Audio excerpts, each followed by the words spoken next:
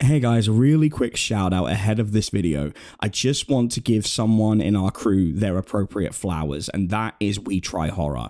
For those of you who don't know, We Try Horror has been editing on the channel now for about 6 months. He has been a friend of the channel for over a year, and he is responsible for some of the great stuff you see behind the scenes, and his channel just celebrated its anniversary. If you could do me a solid, go over there, subscribe, wish him well on the latest video, I would really appreciate it. There is no Dusklight Radio without We Try Horror helping out at the helm. Thanks.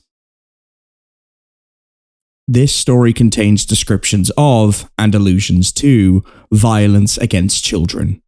Listener discretion is advised.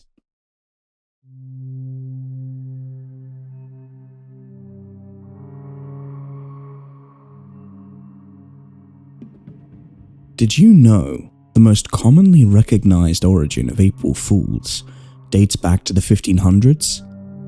It revolves around France switching to the Gregorian calendar. People who were slow to learn of the change still celebrated New Year's according to the Julian calendar, meaning April 1st, which resulted in their mockery. At least that's one version. Some reference the ancient Roman festival of Hilaria, which involved dressing in disguises and mocking citizens or magistrates. Others attribute its origins to the Feast of Fools from the Middle Ages, where lower-ranking clergy members would mock their superiors. That's just to name a few. There are others, but you get the point. All of these things are valid. They really happened, and there is an undeniable correlation. But none of these directly led to the April Fools we know today. It just sounds better than the truth, especially for a fun-filled holiday enjoyed by millions. That being said, I think the creepypasta and horror community will appreciate knowing what actually happened. A few years before the calendars changed, a small mountain village was suffering an especially cold, brutal winter. The only road leading in or out was impassable during the snowy months, and the closest town was several days' journey. The villagers were completely out of food, and if something wasn't done soon, all would starve before the ice melted. A meeting was called, and no suggestion was too outlandish. Even cannibalism could not be ruled out. Arguments were made, points conceded, but they adjourned with little hope. The first to exit the small building used as a town hall stopped suddenly, noticing a stringless marionette on the stoop. It wore a scrap of black, cloth made into a cape. The face bore a cruel expression, and a tightly wound scroll lay across its lap. Upon closer inspection, they saw the note was tied with hair and written in crimson ink.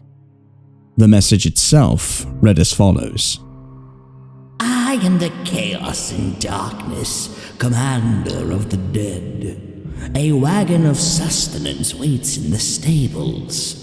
On the 1st of every April, you will bring a boy aged between 6 and 10 to North Peak Cave. The child will enter alone. Obey, and harvests will be bountiful. Winters comfortable. Fail to comply, and suffer my wrath. Obviously, no one believed it, until they saw the wagon, loaded with enough food to see them through winter. Though even that wasn't enough to sway everyone. But how would anyone bring a wagon up the pass? Believers argued. It was already here! Skeptics shouted. There's not one of us who isn't half-starved. Not one could conceal this much for so long. Believers insisted. Does it matter? What child do you propose we sacrifice? Skeptics exclaimed. Despite a few noticeable hesitations, most agreed this simply could not be done. Regardless, their hunger left little choice but to make use of the mysterious bounty, and life moved on. The snow melted, crops were planted, fish were caught, new cattle were purchased. April 1st passed with little notice. A few doomsayers were anxious, but, as a whole, most had forgotten about the strange letter until the morning of the 2nd. A quarter of every farmer's crops were destroyed, dug up by something which left strange, vulture-like footprints. The villagers argued until the sun set, but were no closer to an agreement. Farmers guarded their fields through the night, and on the morning of the 3rd, not one more crop was lost. Instead, half the river's fish were dead, floating downstream, and the winds carried their rotten stench through the town square. Still, no concessions were made. The believers wouldn't have a majority vote until a dozen new cattle were found slaughtered on the morning of the 4th. An angry mob hiked the treacherous path to the North Peak Cave. 20 feet beyond the entrance, the passage narrowed, forcing them to advance single file. At a cautious pace, they proceeded another 30 feet before reaching a sharp turn. Suddenly, the lead man fell back, violently pushing past his fellows, his face contorted with utter horror. As others saw around the corner, they too screamed for retreat. Several were injured in the mindless scramble to escape, but all survived to recount their tale. Upon returning to the village, they described a humanoid, skeletal figure with the head of a horse, the taloned feet of a vulture, and sickle-bladed arms. An eerie orange glow illuminated the creature's monstrous face. Its long mouth was ajar, the eye sockets hollow. No one dared return for further investigation. These testimonies alone were enough to sway the remaining skeptics. That's when someone suggested sacrificing an orphan, and not a single objection was made. Thanks to the previous famine, many children were left without parents. Soon, a 7-year-old was discovered begging at a bakery, pointed out by the village idiot. Another man earned the boy's trust by claiming to be an uncle, and the desperate child gladly followed his new guardian. At the cave entrance, the little one was sent inside to wait while his new uncle gathered wood. The man loomed at the entrance, unsure what to do. Then a gut-wrenching scream sounded from within the cave and chilled his very bones. The young boy's wails turned to muffled sobs and faded into the distance as the frightened villager fled. Upon his return, no questions were asked and no answers were offered. The villagers pushed it from their minds, and again, life moved on. The weather was kind that year. It was indeed fortunate, and the extra efforts put into the food stores were prosperous. Jars of preserves filled cellars, harvests were bountiful, and no more disasters befell the secluded mountain village. Men who traveled to the city for summer work returned with half their wages in grain, and special care was taken in their storage. Despite having more food than ever before, many were still traumatized by the previous winter. Those capable left town before the first snowfall, but most had nowhere to go. Each morning they feared disaster, yet each night they slept in warm beds with full bellies. It must be the demon's promise, they rejoiced. Yet, as weeks turned to months, their happiness faded. Dreading another April sacrifice, many secretly prayed for misfortune, for any excuse to refuse the demon's demands, but their prayers went unanswered. Every parent held their children a little closer at night. No mother could sleep, no father could rest, until the next child was chosen. They needed to know the burden would not fall on their own. If no orphan boy met the age requirement, someone would take his place. That much was certain. On March 3rd, the search began.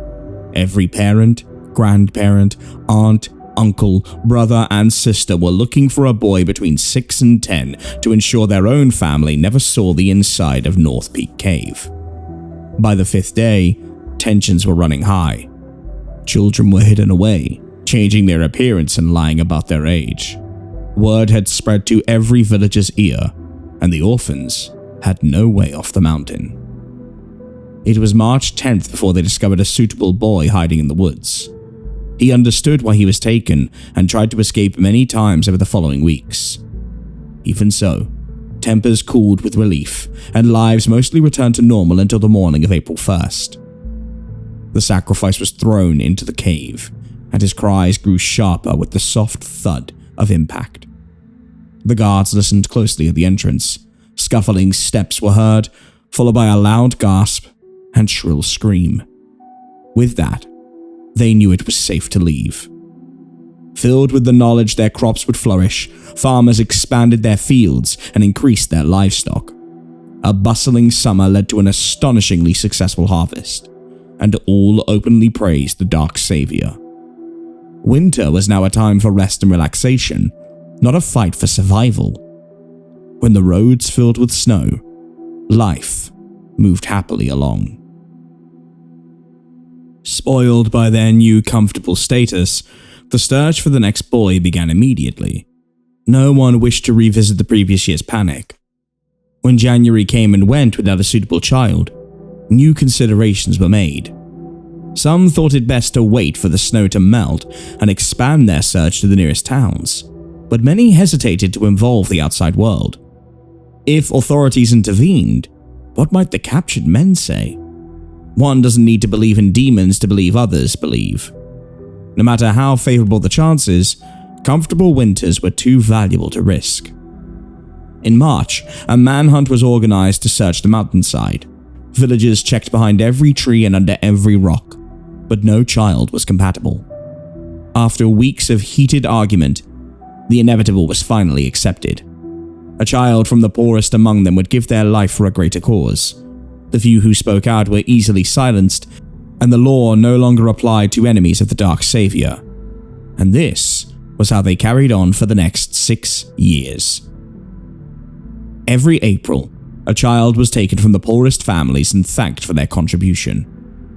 The 7th was meant to be a young boy named Vincent. He had recently lost both parents to the flu, and his last relative was an ailing grandfather. Though the elderly man was small and frail, his mind remained sharp. His grandson turned 10 the month before, a boy quite large for his age. This gave the old man an idea. The circumstances were dire, but they had neither the strength nor resources to flee. The grandfather saw but one desperate chance at saving the last of his family line. On April 1st, a cloaked figure presented himself at the mountain's base, and the honor guards escorted him to the top. It was no longer a treacherous climb, but a proper trail, cleared and raked for easier travel. So long as the sacrifice walked willingly, there was no reason to crowd or hassle the doomed soul. Last attempts to flee were almost always made at the cave mouth, when the child was face to face with darkness. But that 7th year was perhaps the easiest trek of all. The small procession journeyed at a slow but steady pace, and not once did the sacrifice attempt to escape. The guards could hardly believe when he entered the cave without so much as a look back. Their shock was likely the reason they lingered slightly longer than usual. They'd only begun to turn away when a furious shout echoed inside. How dare you! I know your face, Felix Felonius! Hearing the wildly unpopular man's name, the honor guards drew closer to the cave's entrance. Next came an old man's cry for help, and, this time, the men recognized the voice of Vincent's grandfather. Immediately understanding what the desperate man had attempted, they rushed forward, hoping to rectify the mistake. Truly, no fate could be worse than ending the demon's generous agreement. Except, when the honor guards entered, the only thing they saw was the village idiot, Felix Felonius, bashing in the old man's brains with a wooden club. There was not a demon in sight. The fool was naked. His cock, diseased with angry red welts, stood at disappointed attention as he continued pummeling the already dead grandfather. The new arrivals watched in stunned silence until Felix suddenly shifted his focus and, without warning, threw his club like a spear. It soared harmlessly over the honor guards' heads, and they braced for a madman's charge that never came. Instead, Felix rushed over to a small, crumpled body leaning against the cavern wall. The guards were forced to pull him off the rotting corpse as he made every effort to reach a final climax. What few questions remained were answered by a grotesque figure looming nearby. It was the so-called demon, crafted from human and animal remains. It was held together by bits of string, but barely.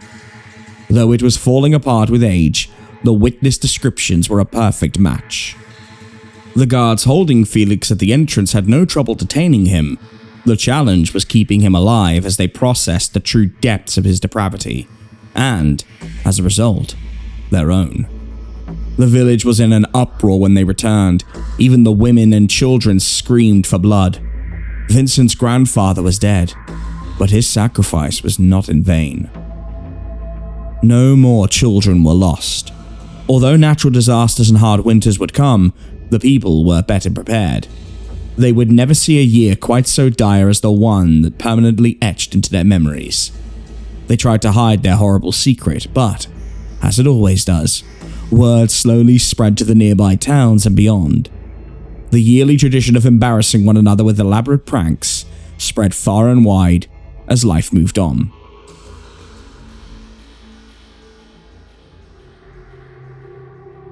The poor villagers' only solace for years of manipulation was the horrible torture Felix endured while extracting his confession.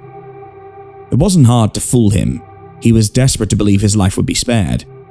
Though the villagers could not change the past, they could damn sure learn from it. More than anything, Felix was a sick opportunist. A very lucky, very disturbed opportunist. His childhood was spent playing alone in the woods. By mapping the game trails that were his backyard, he eventually discovered a second way down the mountain. It was purely by chance and his own special secret. Due to the path's many narrow ledges and steep drops, he worried his parents would forbid its use if they knew. As Felix grew and became more adept at traversing the difficult terrain, he began climbing the mountain as well. At 16, he found a back entrance into the North Peak cave. It bypassed the dangerous dead drops near the main entrance and allowed access to the spacious caverns beyond. Soon, he knew its tunnels as well as the forest. When the village hovered on the brink of starvation, Felix almost revealed the way down, but he couldn't bear to part with the secret he had protected for all those years. So he abandoned them. Or at least, he planned to abandon them. The frozen trail was even more treacherous than normal. Each step was tested before shifting his weight, and the caution paid off when he finally reached the bottom. It was late, and the sun was only a few hours from setting. Upon reaching the main road, he noticed two figures approaching from the distance. They brought with them a wagon, and Felix raised a hand in greeting as they drew closer. He quickly recognized his neighbor's son. Lucas had taken on an apprenticeship in town the previous summer, but now grew worried for his parents. Food donations were collected, and he swore to deliver every grain if he had to carry them up the mountain by hand. David, a friend and fellow apprentice, offered to join him. Felix shared the dire village news while filling himself with corn, but quickly realized his mistake. If he led Lucas and David up the mountain, all would learn of his secret trail. He truly appreciated the young men, but not enough to spare their lives. After convincing them the wagon must be left behind, it was agreed 3 men could carry the sacks if they formed a chain up the steep slopes. Not wanting the horses to suffer when their masters failed to return, Felix offered to tie them nearby, while, in reality, he set them loose. Ascending the mountain was far more difficult than descending, but separating the friends proved little challenge. Their progress was slow, but higher and higher they ascended until, light fading, they formed their final chain. David stood at the bottom, passing the sacks up to Felix, who in turn passed them further up to Lucas. As Felix reached down to David for the last sack, in the brief moment they both held it, Felix pushed forward. David fell back with a panicked cry and tumbled down the mountainside, nearly out of sight. His fall was only stopped when his body slammed into a tree, where it came to rest, limp and lifeless. Lucas, unsuspecting of foul play, began to climb down in hopes of aiding his friend. But as he attempted to move past Felix, he was likewise pushed to his death. Felix worked well into the night, hauling each sack of food into his cellar. Some fingers and toes suffered frostbite, but he was a man on a mission. When the food was safely stowed, he returned for the bodies, which he loaded onto a sled and painstakingly hauled into the caverns. Too exhausted for the return hike home, he slept through the afternoon. Upon waking, he saw the bodies were preserved by the cold and used David to fill his stomach. After packing some of the meat for dinner, Lucas was left behind for future meals. When Felix finally returned home, 3 men stood at his door. Quickening his pace, Felix called out a greeting. As the gentleman turned to face him, he recognized Lucas's father and uncle. The third was a farmer and close friend to the family. Baffled by their presence, Felix simply asked how they knew. Taking Felix's strange, unsocial reputation into consideration, the boy's father thought he was referring to the town meeting. Francis, months away from learning of his son's disappearance, informed Felix that there was an announcement in the village square. There was an awkward silence as Felix carefully processed these words. If it was already announced to the village, killing his visitors wouldn't help. His only hope was to dispute their accusation. But first, he needed to know exactly what that accusation was and who made it. Annoyed with his rude neighbor, Francis informed Felix he could attend the meeting or stay home, and that most preferred the latter. Finally, understanding his mistake, Felix was flooded with noticeable relief. He thanked the men kindly for their visit and tipped his hat to them as he hurried inside. Mouths agape at the sudden change of character, Francis and company returned the gesture with slight nods before departing in silent confusion. After storing a bit of food for himself, Felix considered what to do about the rest. He had a small problem. He genuinely wanted to share it with the village. It would disrupt his daily life if they all starved, but he needed a way to do so without assuming any risk. Eventually, Francis would learn of Lucas's disappearance, and that it occurred while attempting to deliver a wagon of food. So, what to do? The plan came in stages. At first, he thought to load the food into a wagon and simply leave it there to be found. No one would ever suspect him of what he considered to be a charitable act. Then the idea of leaving a note from a demon amused him. He simply thought it would be funny to see how the villagers reacted, how they would feel about taking it. And then he thought of Peter. You see, food wasn't the only thing that Felix kept in his cellar. That's also where he had kept the boy. A young boy that, during the previous summer, he had taken great risk in secreting out of the town and back to the village. He had found Peter hiding behind the stables, crying and nursing a black eye he received by disappointing his father. Felix pretended to pity the boy and offered him the prospect of a better life. Peter was young enough to believe him. During the days it took to return to the village, Felix was the kindest man the boy had ever met. It was only once he entered Felix's home, in the dead of night, that Peter came to understand the true nature of his captor.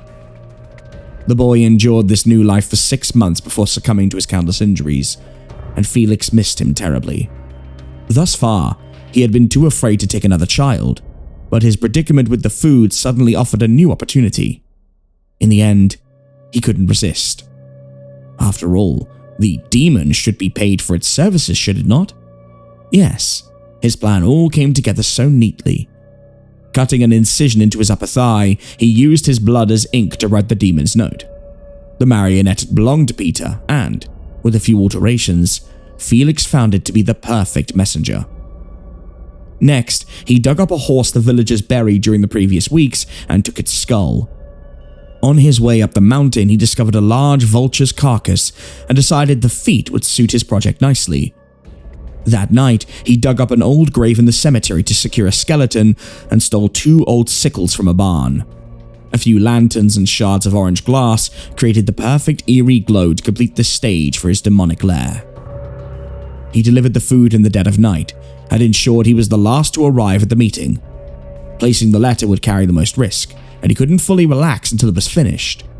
There was still some concern the wagon would be discovered early, but when that didn't happen, Felix began to feel invincible.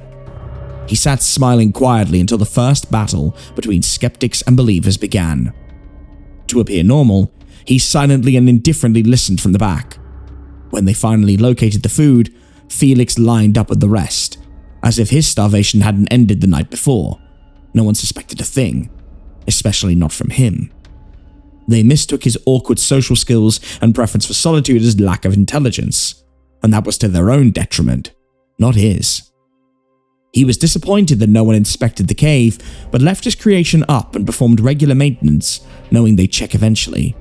The rotting stench it developed only made it more convincing. In his best estimations, Felix thought he might get 1 or 2 boys at most.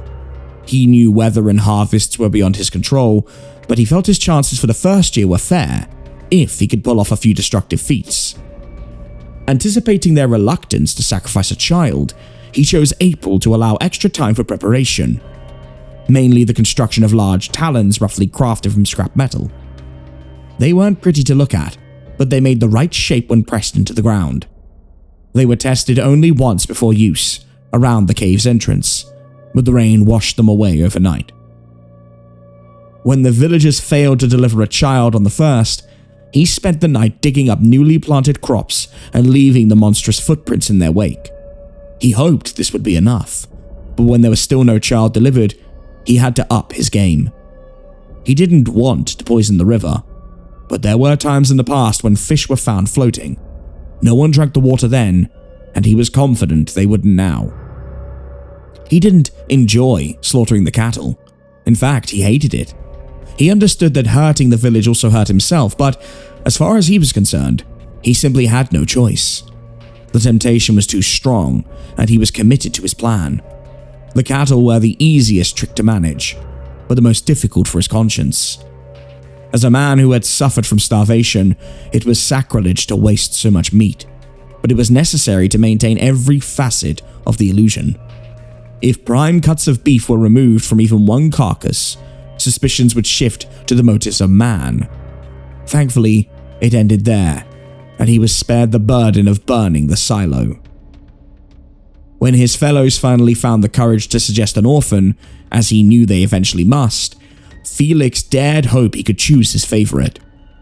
It's true there was no shortage since the famine, but only a handful were the right age, 3 to be exact, and he preferred the red-headed boy often found begging at the baker's. His heart and stomach throbbed in unison as he led the others to him. When little Edward went willingly with the men, Felix could barely maintain the expected mournful disposition. He forced himself to walk home before beginning a hurried trek up the mountain, and arrived only seconds before the boy. There was no time for the black robe he acquired specially for the occasion. Instead, he approached quietly while the boy's eyes were still adjusting to darkness. In a state of disbelief, he placed a long, cold hand atop Edward's shoulder, eliciting a shrill cry of terror from the child and a warm shiver of anticipation from himself. Frightened the villagers would suddenly suffer a change of heart, Felix quickly clamped his hand over the boy's mouth, and only his muffled sobs escaped. It wasn't his intention to frighten the boy. He genuinely hoped they would become friends. Pulling Edward into a hug, he whispered into his ear, "It is only me, Felix. You remember me, don't you? I bought you bread once." At that, the child eased his struggles and turned to see the familiar face. Edward asked for his uncle, but upon learning the truth, hot, fresh tears flowed freely. Felix held him as the boy's body convulsed with violent sobs, and his own convulsed for entirely different reasons. He vowed to be all the child would ever need, a father, brother, friend, and more, so convincingly that he even fooled himself. He'd often fantasized about that first meeting, but when the moment came, he lost all words, and the truth, as Felix had come to see it anyway, spilled from his mouth. He proudly boasted of how he fooled the villagers to rescue the boy from a life of begging. Infused with confidence, he held little Edward close and carried him through the cave as if taking him on a tour. The boy giggled in delight at the fake demon and excitedly agreed to never leave the caves. Felix continued to make reassuring promises, even as his imagination ran wild. He was patient at first. The boy's mere presence was exciting to him, and, once past the admittedly poor introduction, their conversations were fulfilling in a way he never knew was missing. Felix was unshakable in his conviction. "Edward would never be like Peter," he thought. "I can control myself now." Plus, this child was likely his last chance for a special friend. Kidnapping was too risky, and when the upcoming winter was filled with hardship, there would be no more sacrifices. For 3 weeks, Felix restricted himself to minimal contact and stolen glances. Then his small spark became a raging fire and threatened to consume them both. after finally succumbing to his worst desires, he could not accept the truth. Even as Edward's body began to rot and stink, he treated it as though it was still alive. Then, against all odds, the villagers had a comfortable winter. Felix continued to reap the rewards, and life moved on. Felix could have never imagined how basic psychology would aid in his plan, but it was the reason for his success. Due to the paranoia created during that first deadly winter and the appearance of a demon, villagers essentially created a self-fulfilling prophecy by taking extra care in everyday life. Their fortune was almost entirely of their own doing. It was within them all along. They simply lacked the confidence to achieve it. With each passing year, they continued to thrive while Felix moved further away from reality. His boys became his family. Each year, they all gathered to greet their newest addition, who would give the men outside a good scream to help maintain the legend. It was the children's parting gift to the cold world that shunned them so cruelly. Then they would drink and be merry. The nights would be for play and the days for resting. Felix could see it no other way. Thus, even those ripped from their parents' arms decided to stay. Great fun was shared, and the boys' love for one another was second only to their fathers. That's what Felix believed. And you can too, if you'd prefer a happy ending. If you want the truth, the only thing those boys saw in that cave was a wild, naked man surrounded by the remains of those who came before. Their bodies bruised and broken, but their faces carved into wide, eternal smiles. His love was his blessing, and their curse, given as daily communion, yet tainted with the salt of invisible tears. Then life moved on.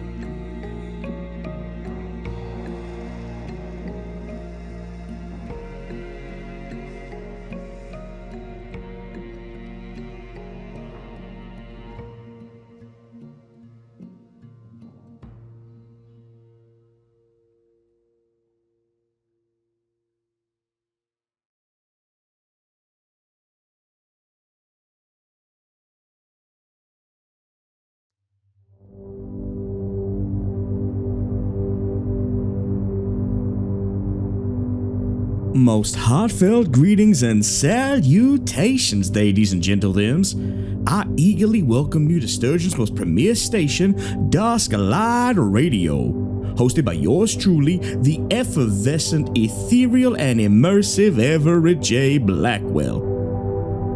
This delightfully, foolishly foul tale was crafted by a friend of the channel, PageTurner. If you enjoyed this video, be sure to check out some of our other transmissions. We're adding them regularly, and we'd love to have you as part of the Dusklight family by subscribing, hitting the bell of snakes, and you guessed it, more snakes, and leave a comment with stories you'd love for my many-legged runners to find. Now, I want to thank all of our patrons for making this possible. If you want to sign up, it's as little as $1 a month, and you get exclusive content, early access videos and stories, updates, and more.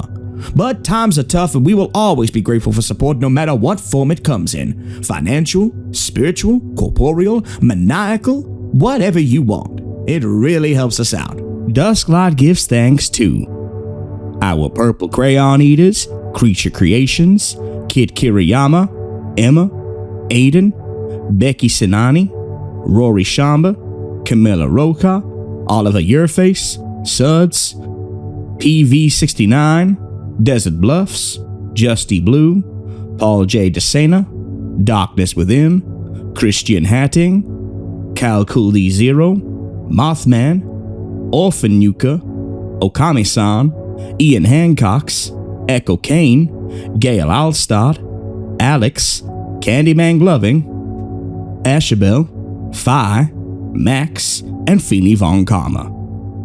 Our janitors, Isabel Vladislaus, Mima, Razzie Berry Pie, Ryan Moore, Ressery Cardwell, Brianna Elliott, Darktail, Kenza, Oliver Topolug Natale, Alex Hansen, Ali, And a special shout out to someone joining the crew in Art Nightborn. Art spends his nights taking people around Sturgeon in his yellow cab. I guess Art needed extra money, especially in this economy. DJ Muffin, Shane Lewis, Ducks, Joy Flint Healy, Sabiel Eclipse, Death 31, Heather Cayley, Adrian R., Amy, Arkham Cookie, and Alex Nunez.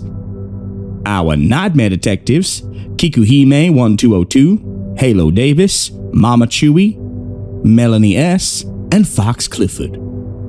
Our Void Walkers, Domain S. Silvers, Rat Squash, and Professor Creepypasta.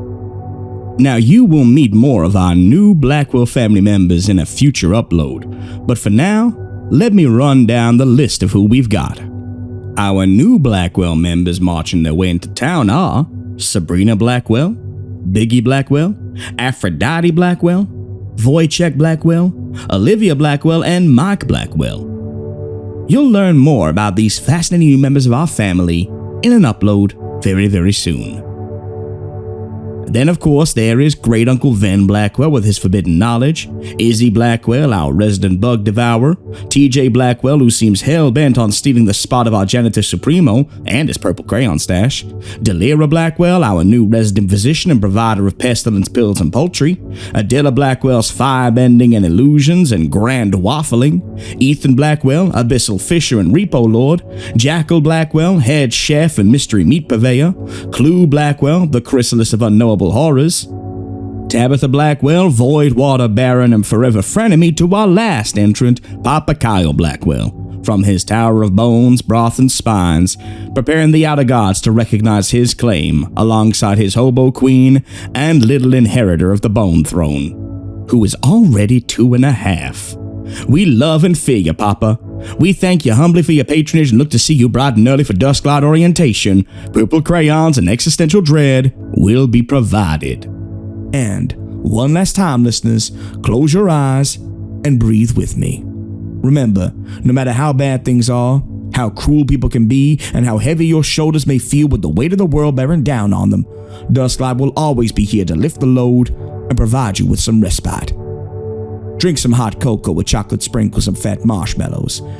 Have all the Christmas candy you can manage, watch a video about liminal spaces and cryptid sightings, and sleep on the cool side of the pillow with the window open and the stars twinkling down on you. Start and end each day with kindness in your heart. You matter, you are loved, and every day is another chance. I'll see you again when the sun sets and dusk enters the station.